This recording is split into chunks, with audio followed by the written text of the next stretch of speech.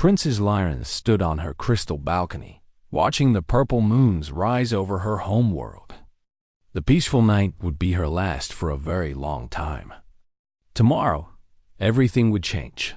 Her father's voice still echoed in her mind from their meeting an hour ago. Emperor Zarthel had called her to his throne room with that serious look he wore during the worst crises. She had expected news about trade routes or perhaps another diplomatic dinner she would need to attend. Instead, he had delivered words that made her blood turn cold. "The Krexmar swarm is coming," he had said, his usually strong voice heavy with worry. "Our military advisors believe we have maybe 6 months before they reach our core worlds." The Krexmar were nightmares made real. They consumed everything in their path, turning entire planets into feeding grounds for their endless hunger. No negotiation was possible with them.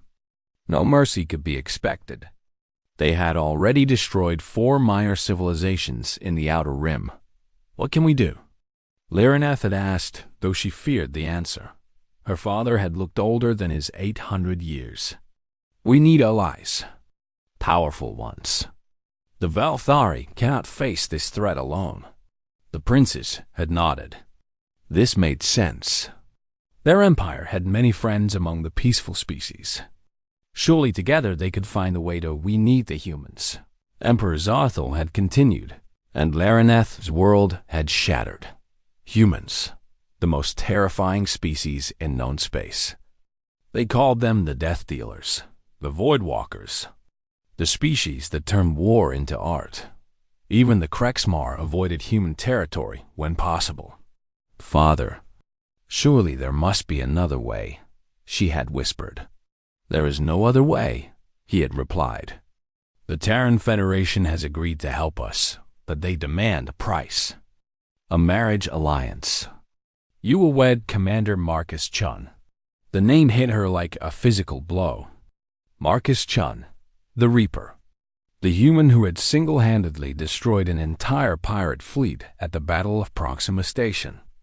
The story said he could plan a battle so perfectly that enemies surrendered rather than face him. They said he never showed mercy to those who threatened innocents. "Father, please," Lyraneth had begged, dropping to her knees before the crystal throne. "I will do anything else. Send me as an ambassador. Let me lead our fleets. But do not make me marry that monster." Emperor Zarthel had stood and walked to her, placing a gentle hand on her silver hair. "My daughter, I would give my own life before I would hurt you. But 6 billion Velthari lives hang in the balance. The humans will only help us if this alliance is sealed with marriage. Commander Chun specifically requested you." The words had made her feel sick. The human monster had requested her personally. What had she done to earn such terrible attention? "The contract is signed," her father had said softly. "He arrives tomorrow." Now, standing on her balcony, Lyraneth tried to understand how her life had changed so quickly. Yesterday, she had been a princess, planning to study art and philosophy. Today, she was promised to the most dangerous human alive. She had heard the stories, of course. Everyone had. Humans were unlike any other species. Where most civilizations had evolved past their violent nature, humans had refined it into something precise and deadly. They did not just win wars, they made their enemies disappear so completely that other species use human conflicts as case studies in total victory. The worst part was that humans looked almost harmless. They were smaller than most warrior species, had no natural weapons, and seemed fragile compared to the heavily armored Velthari. But that appearance was a lie. Inside their soft bodies lived minds that could turn any object into a weapon, any situation into an advantage. Commander Chun was the worst of them all. Military academies across 12 species studied his battles. He had never retreated, never accepted defeat, and never shown mercy to those he deemed enemies. The Holovids called him brilliant. The survivors called him inevitable.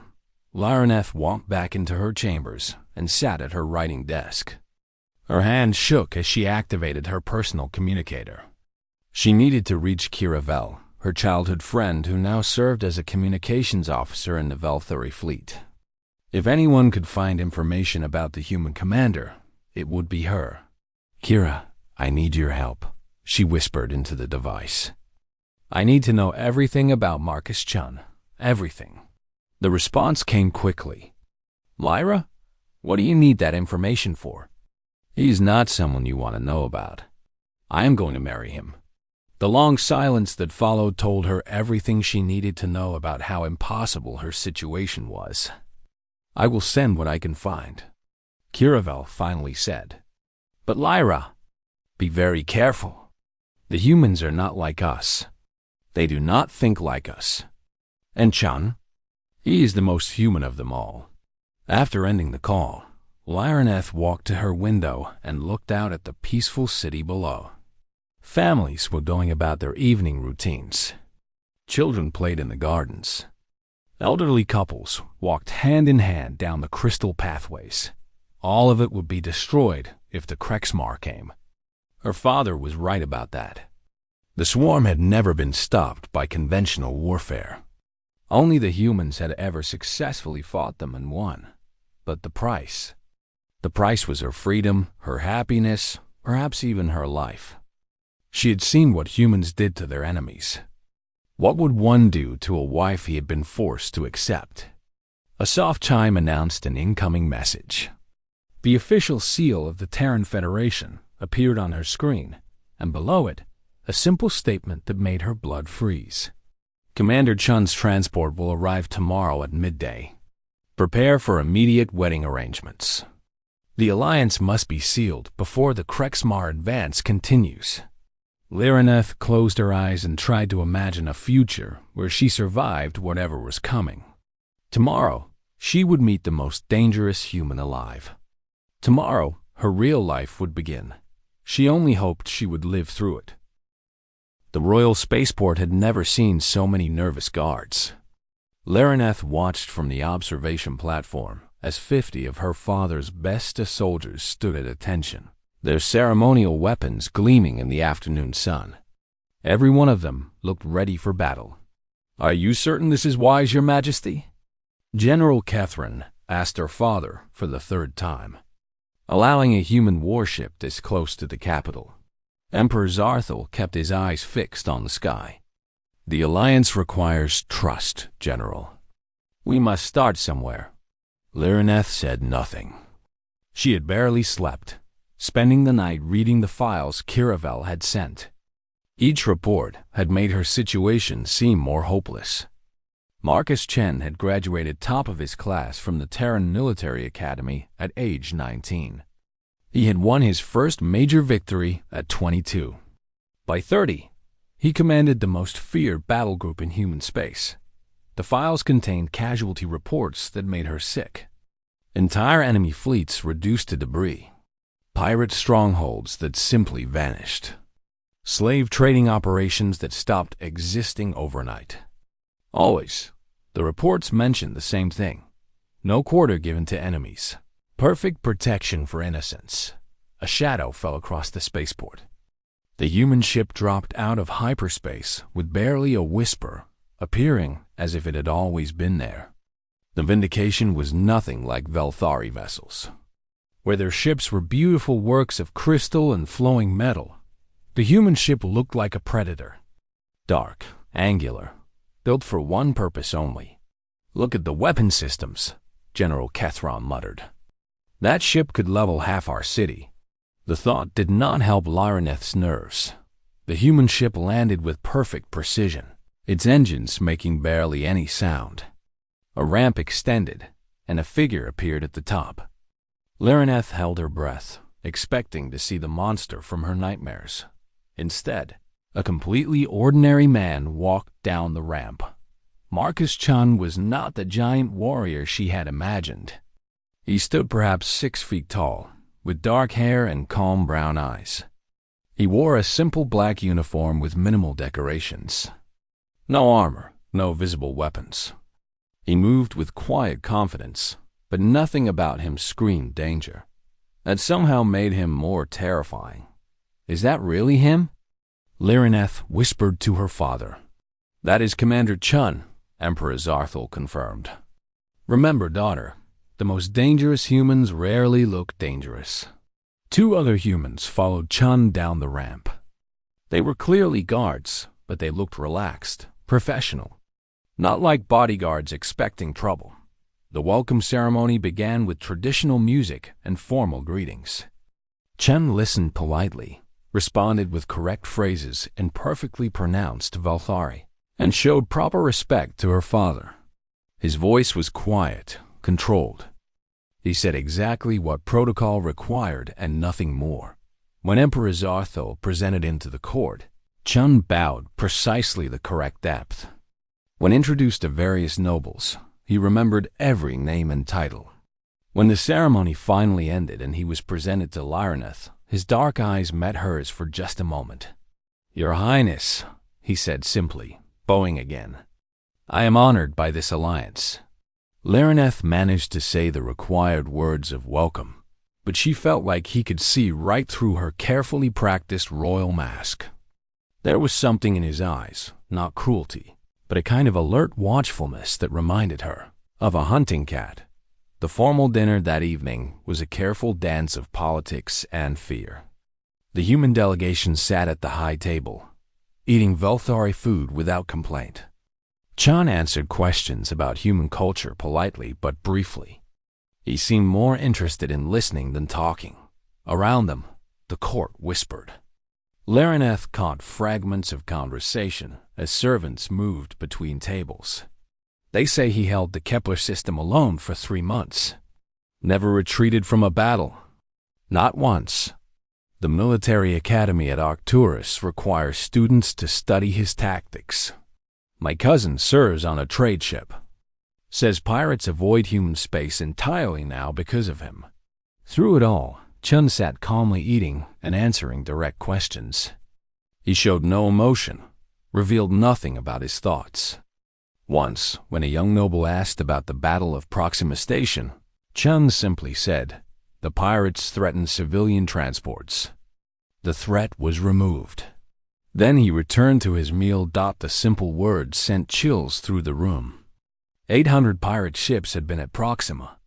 Chun had commanded only 60 human vessels.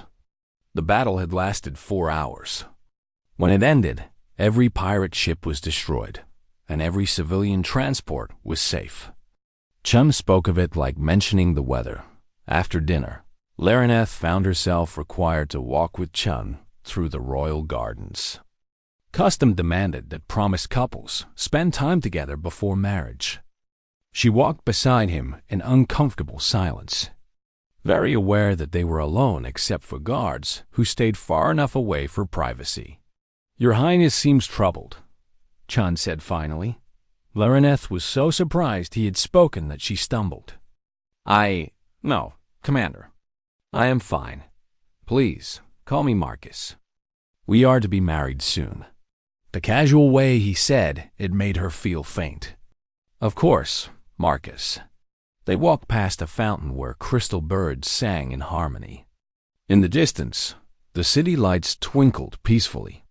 Everything looked normal, but Lirineth felt like she was walking with death itself. May I ask you something? Marcus said. Of course. Are you afraid of me? The direct question caught her completely off guard. She looked at him, saw him watching her with those calm, intelligent eyes, and decided honesty might be her only option. Yes, she whispered. He nodded as if he had expected the answer. That is understandable. My reputation precedes me. The stories they tell are probably true, he finished. I do not enjoy war, Princess, but I am very good at it. When someone threatens innocent people, I stop them. Permanently. The way he said permanently made her shiver. However, he continued, you are not my enemy. You are my future wife. I hope, in time, you might become my friend as well. Before she could respond, her personal communicator chimed urgently. A message from Kiravel. Emergency data packet sent to your private terminal. Read immediately. This changes everything. Marcus noticed her distraction. Bad news? I need to return to my chambers. If you will excuse me, of course. He bowed slightly. Thank you for the walk, Princess. I hope tomorrow brings better conversation.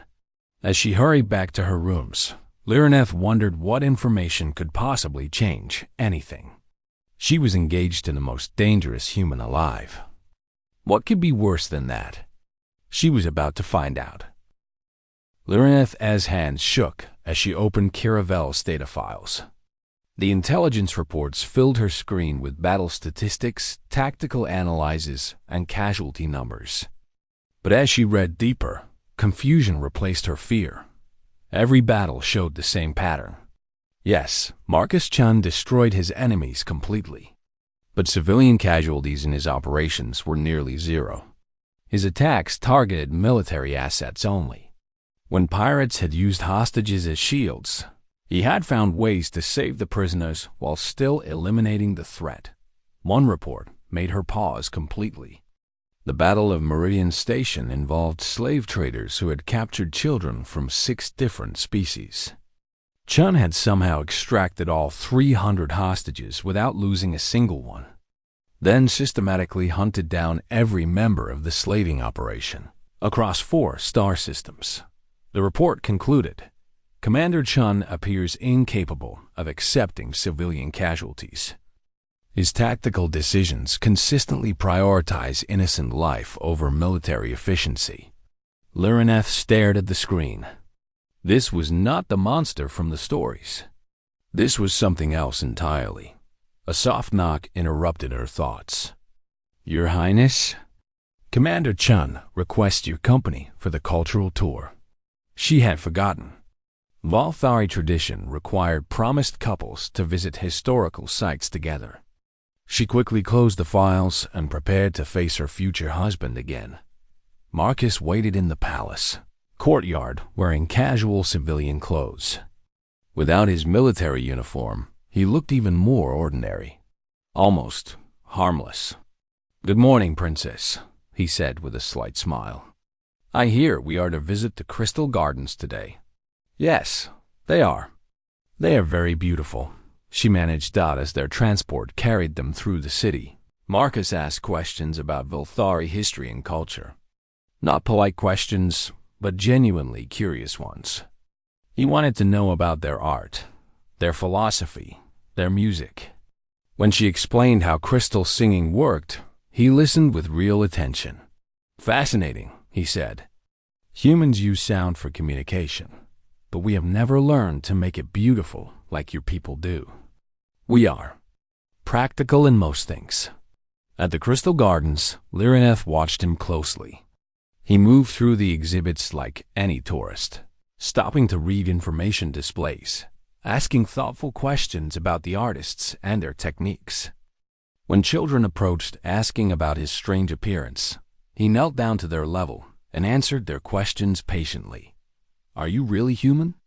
A small girl asked. I am, Marcus replied seriously. Are humans as scary as everyone says? Marcus considered this carefully. Some humans can be scary when they need to be, but most of us are just trying to live good lives like everyone else.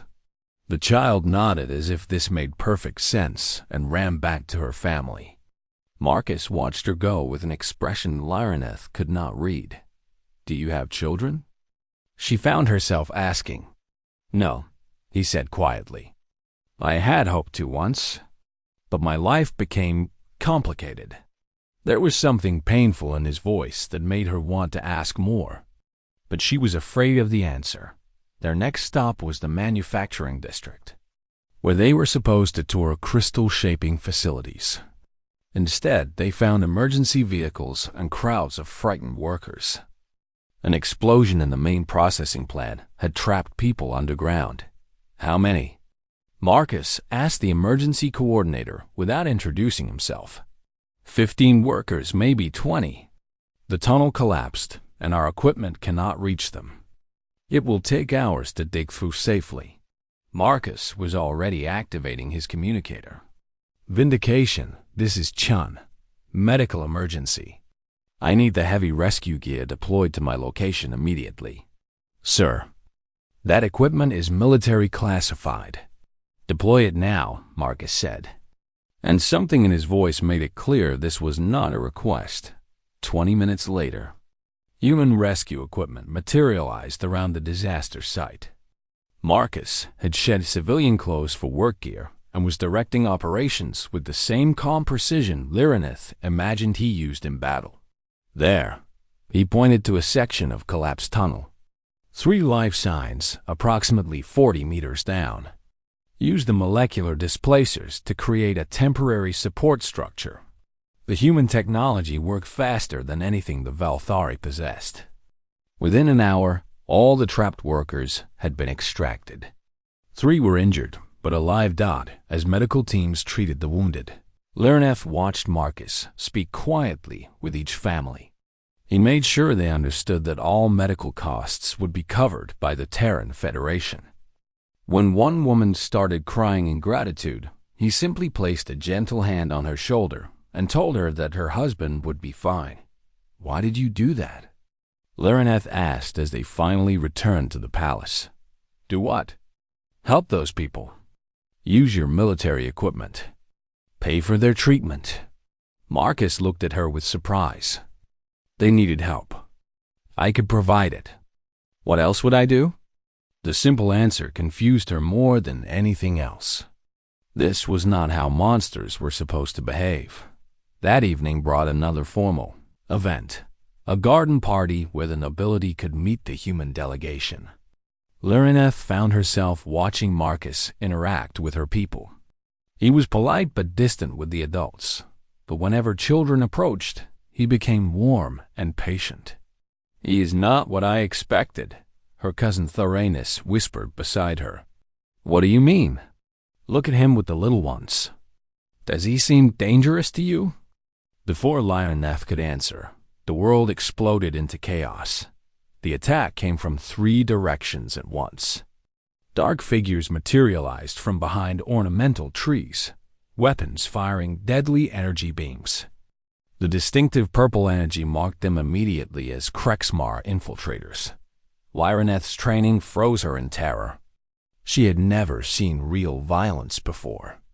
The energy beams, the screaming, the smell of burning crystal, it overwhelmed her senses. Then Marcus was there. She never saw him move. One moment he was across the garden talking with a group of children.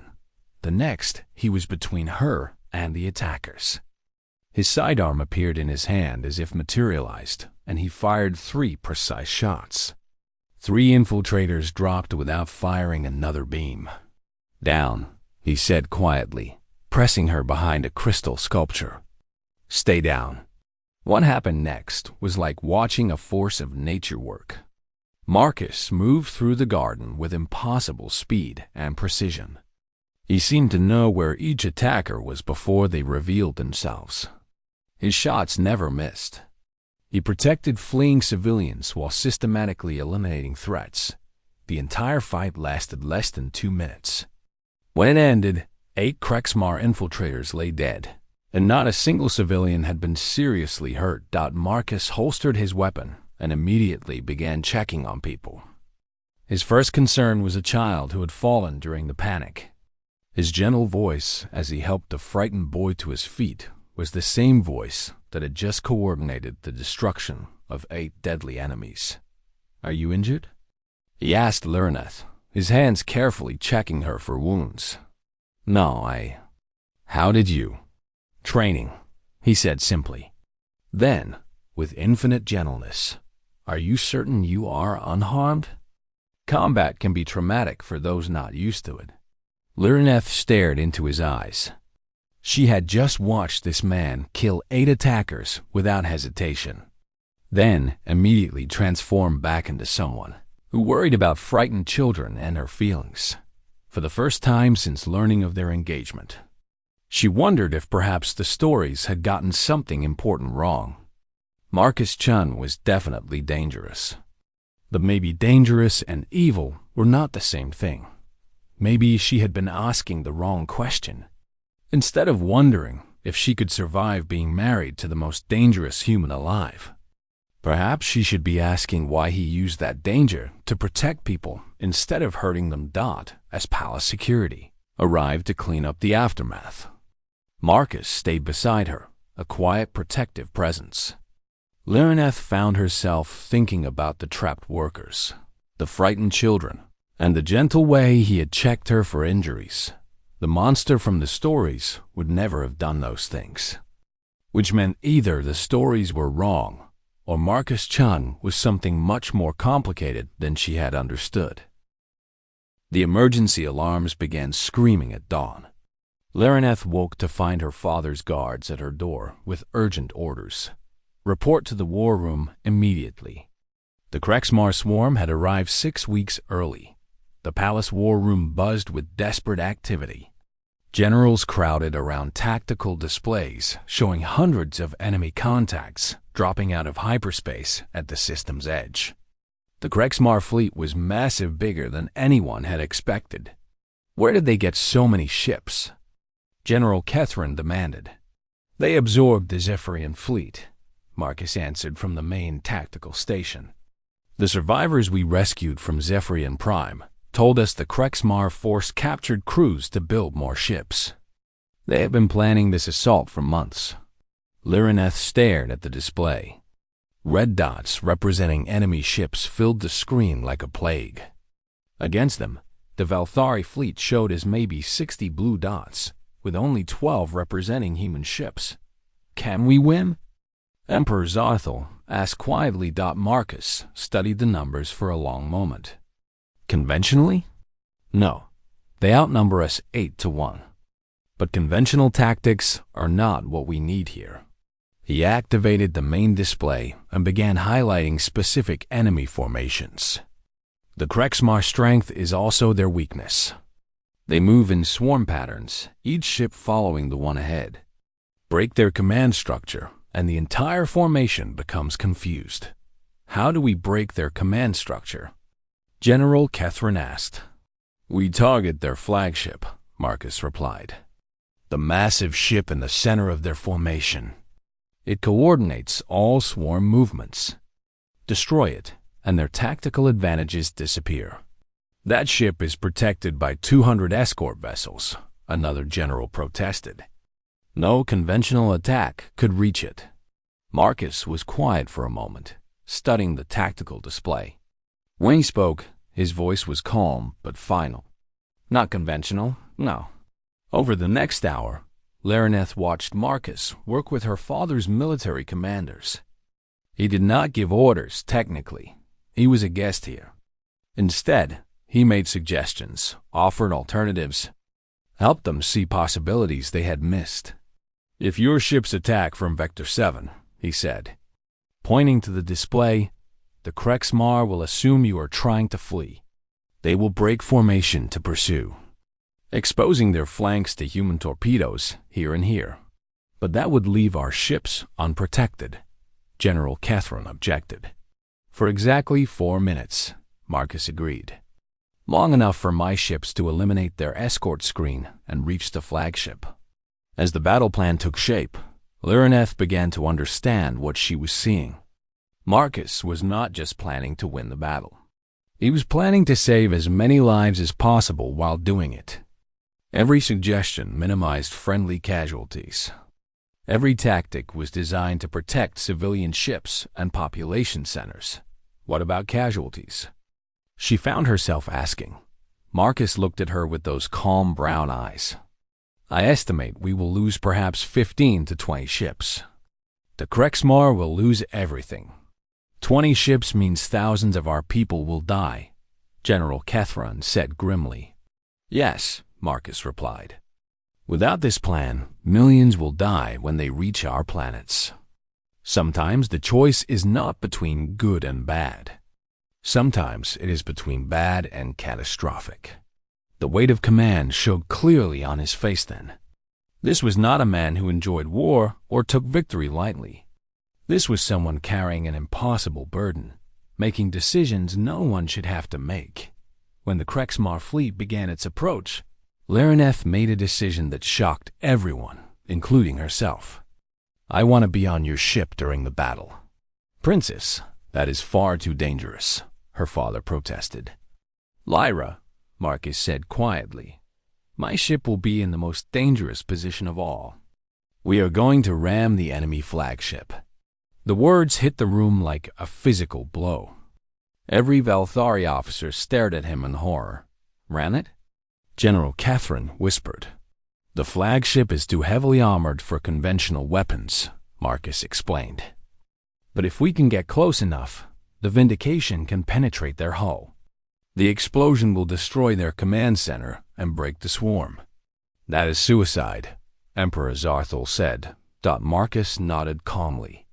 Probably. But it will work. Lirineth felt something break inside her chest.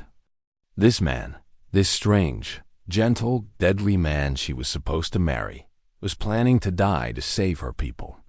Without hesitation. Without complaint. I am coming with you, she said firmly. Princess, I am coming with you, she repeated. If you are willing to die for my people, the least I can do is stand beside you when you do it. The battle began 3 hours later. Lirineth stood on the bridge of the Vindication, watching Marcus coordinate the most complex military operation she had ever seen. He spoke quietly into his communicator, adjusting formations, timing attacks, responding to changing conditions with impossible speed and accuracy. Vector 7. Captain Yanis, draw them out just a little more. Torpedo spread at Mark 4-7. Commander Walsh, make every shot count. Hold position. Valthari 2nd Fleet, wait for my signal. Around them, space filled with deadly light as hundreds of ships engaged in desperate combat. The Vindication raced through the battle, dodging energy beams and explosions, heading straight for the heart of the enemy formation. Enemy flagship targeted, his tactical officer reported. We have a clear approach vector. All hands, prepare for ramming speed, Marcus announced over the ship's communication system. This has been an honor, people. Make it count. The crew's response was immediate and disciplined. No panic, no hesitation. They trusted their commander completely, even unto death. Evacuation pods are ready, his first officer reported. All crew except bridge personnel can be off the ship in 90 seconds. Begin evacuation, Marcus ordered. Bridge crew only for the final approach. Sir, his tactical officer said, you should go with the evacuation pods. We can handle the final approach. Marcus shook his head. Someone needs to ensure we hit exactly the right spot. This only works if we punch through their command center precisely. As evacuation pods launched from the Vindication, carrying most of the crew to safety, Lirineth stood beside Marcus, watching the enemy flagship grow larger on their screens. It was massive, dark, covered in weapon ports that fired constantly at approaching ships. Why are you doing this? She asked quietly. Marcus glanced at her. Because someone has to. Because if we do not stop them here, they will consume everything. Every world, every civilization, every child who just wants to grow up in peace. But you could escape. Send the ship on autopilot. Autopilot cannot make the course corrections needed to hit their command center. Someone has to guide it in manually. The flagship loomed ahead of them, its weapons now concentrating entirely on the approaching human ship. The Vindication's shields flared and sparked under the assault. 60 seconds to impact, the helmsman reported. Marcus turned to Lirineth. Princess, there is still time for you to reach an escape pod. She looked into his eyes, those calm, intelligent eyes that had seen so much war and death, but somehow remained kind. No, if this is where my future husband makes his last stand, this is where I belong. Something changed in his expression then.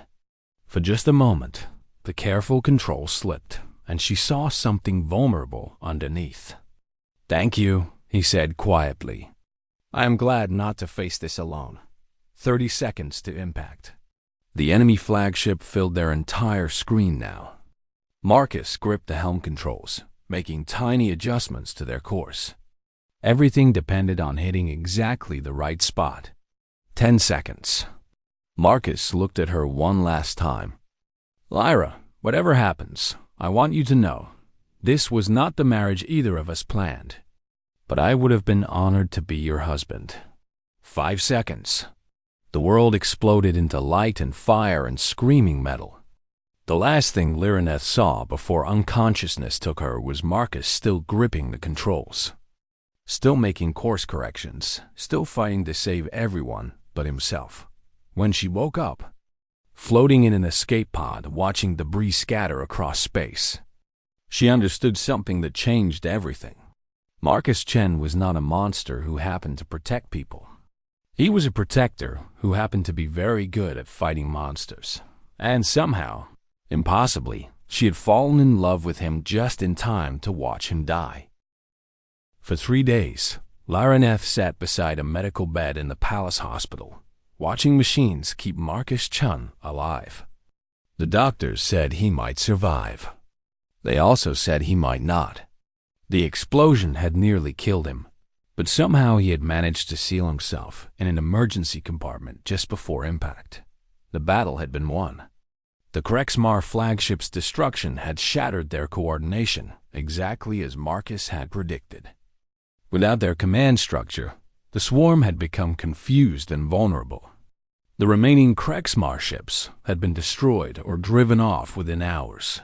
6 billion Velthari lived because one human had been willing to die for them. Has there been any change? Emperor Zarthel asked as he entered the medical room. His brain activity increased this morning, Lyraneth replied without taking her eyes off Marcus. The doctors think he might wake up soon. Her father sat in a chair beside her. Daughter, you have not left this room in 3 days. You need rest. I will rest when he wakes up. And if he does not wake up? The question made her chest tight with pain. Then I will have failed him as completely as I failed him before. What do you mean? Lyraneth finally looked at her father. I spent our entire engagement terrified of him. I believed the stories, the rumors. I thought he was a monster who would hurt me. But he was never dangerous to me. He was dangerous for me. And I was too frightened to see the difference. Emperor Zarthel was quiet for a moment. The marriage contract can be dissolved, he said gently. If he recovers, if you feel you cannot go through with this alliance. Father, Lyraneth interrupted. I need to ask you something, and I need you to be completely honest. Did Marcus request this marriage because his government told him to? Her father hesitated. That is complicated. Please, I need to know. The Terran Federation insisted on a marriage alliance, yes, but they left a choice of partner to their commander. Marcus specifically requested you after reviewing profiles of eligible nobles from 17 different species. The words hit her like a physical blow. He chose me? According to their ambassador, he said you had intelligent eyes and seemed kind. He thought those were good qualities in a wife. Lyraneth stared at Marcus's unconscious form. He had chosen her, not been forced to accept her, but actively selected her from all possible options. While she had been terrified of marrying a monster, he had been planning a life with someone he hoped would become his friend. A soft groan from the bed made them both look up. Marcus's eyes were opening slowly, blinking against the medical room's lights. Where? He started, his voice rough from the medical tubes. The palace hospital, Lyraneth said, leaning forward. You have been unconscious for 3 days. Do you remember what happened? Marcus's eyes focused on her face. The flagship? Did we get it? You got it, Emperor Zarthel confirmed. The battle is won, Commander. The Krexmar threat is ended. Marcus tried to sit up, then Winston settled back against his pillows. Casualties? 14 ships, Lyraneth replied. Just like you predicted. Something that might have been relief crossed his face. "Good. That is good. How are you feeling?" she asked.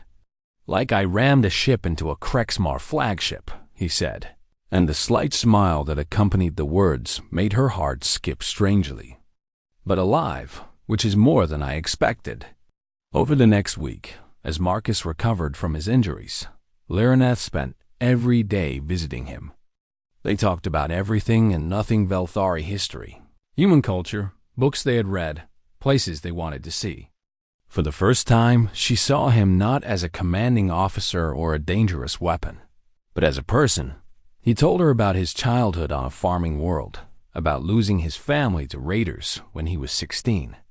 He explained how that loss had driven him to join the military, how every battle was fought to ensure other children would not suffer the same fate. She told him about her sheltered life, her fears about being useful to her people, her guilt about hiding behind palace walls while others fought and died for her safety. "You are not hiding," Marcus said during one of their conversations. "You are preparing. Leadership requires different skills than warfare. But I want to be useful," she admitted.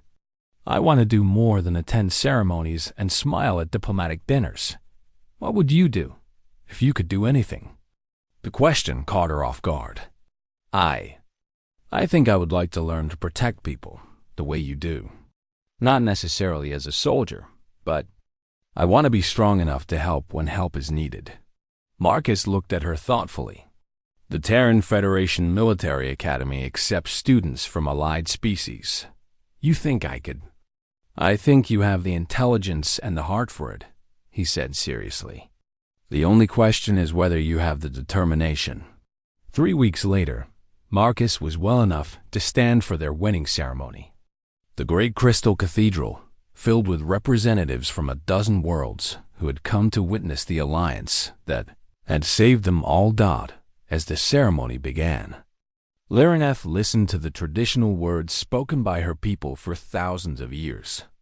When the moment came for her to formally consent to the marriage, she took a deep breath and prepared to say the required words.